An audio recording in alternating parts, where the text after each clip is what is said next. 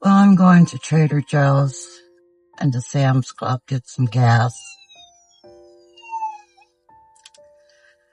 I'm hoping that will cheer me up because I don't know, like my heart is heavy. I just feel like I want to start crying, and I've felt that way for a couple days. I didn't know why. Last night I woke up in the middle of the night realizing really what day it was, and that my dad passed away on December 15th. Now that was in 1997. But that was a shock. My mom and dad were going to see his mom at where she stayed at restorative care. And while he was driving, something happened. I don't know how, because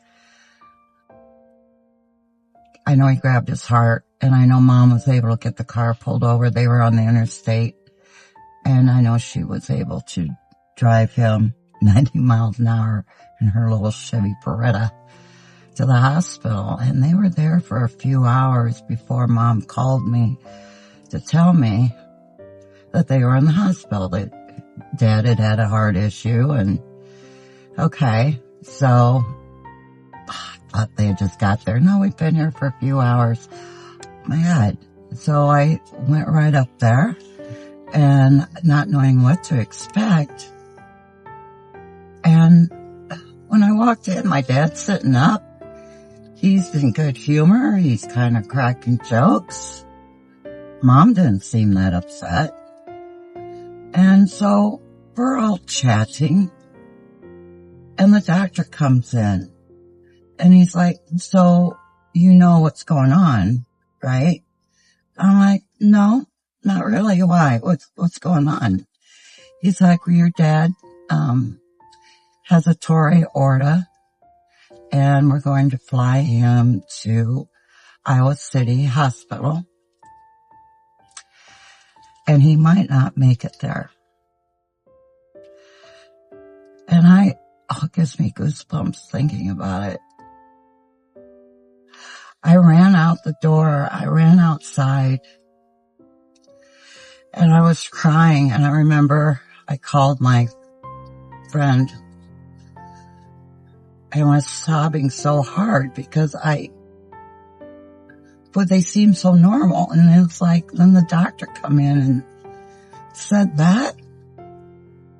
So they're waiting for the helicopter. You know, it's about an hour drive from where I lived.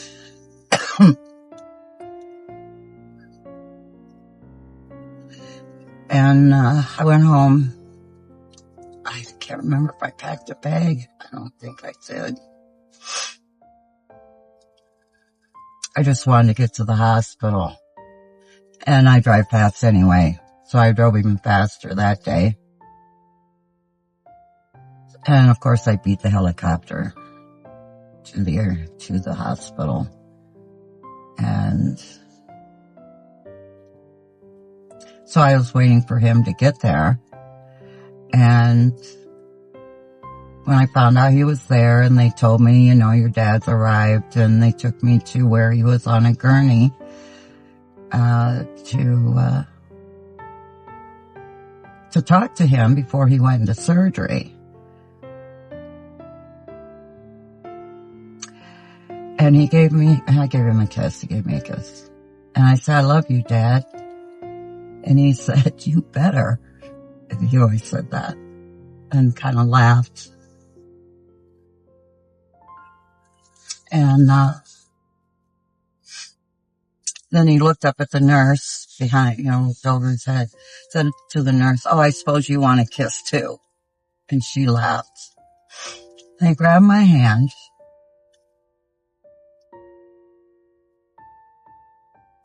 And he said, Niecey, they called me. I've lived a really good life, and I don't have any regrets. And he went into surgery. and he made it through the surgery. But after the surgery, there were complications. And he was going to spend the night. So I told Mom I'd go home and get her a suitcase, get her medicine and things like that to take up there. And, I lost track of time. I don't know how long I was gone from the hospital. It doesn't seem like that long. Maybe 3 or 4 hours. When I got back, when I got back, I couldn't find Dad. He wasn't where I thought he'd be. And I remember, I think he was on a different floor now. Well, after he had his surgery, he had another heart attack. And so he was in surgery again. And he came out of surgery in a coma. He never did wake up. It was just Mom and I there. I was just exhausted. I didn't know what day it was. It seemed like I'd been there for a week, but it wasn't a week. I mean, it was just hours. And they kept resuscitating him with the paddles. And Mom was crying. She's like, I wish they would just leave him alone.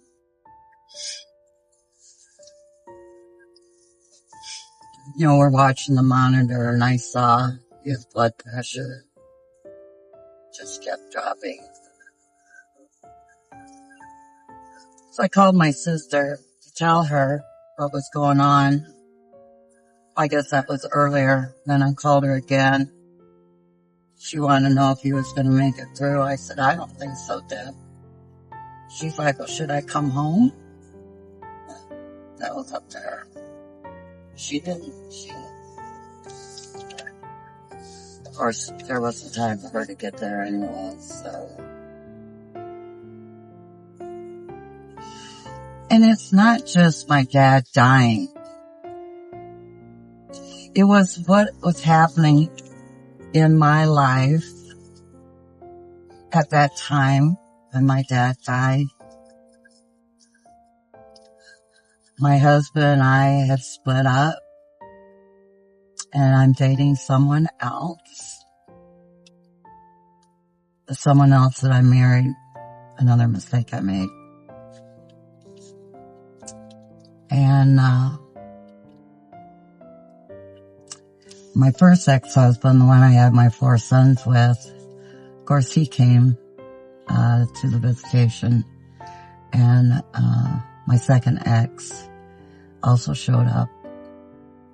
And I'm standing there with the guy I'm dating in the reception line, or the line to talk to the people that come through. And all my cousins and relatives were in the back of the room. I glanced over there and looked down, and they're laughing because here I'm surrounded by 3 men. It was very awkward. But I didn't want him to die on the 16th of December because that was my second husband's birthday, and it was bad enough that he died the day before his birthday. So that was a terrible Christmas. Mom just wanted that day over with. She didn't know what she was going to do with the house, which it turned out, I did remarry my second ex, and we bought the house, tore off the roof, added a second floor. In 0.3 miles, traffic light, camera ahead. She got to stay in her master bedroom on the first floor, so she was happy about that. There's more to that, but I won't go into that today.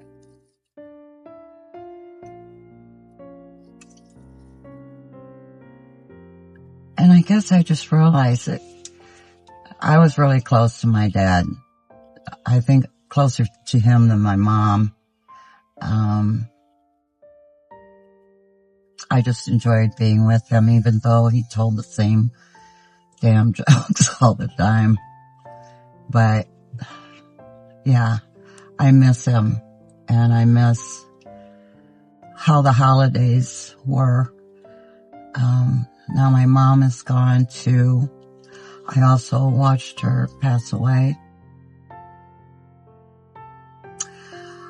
Before that, I watched my husband die of cancer. I watched him pass away too.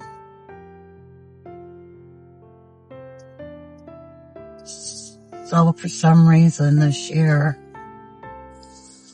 it's just hit me really hard. I'm not going home for Christmas.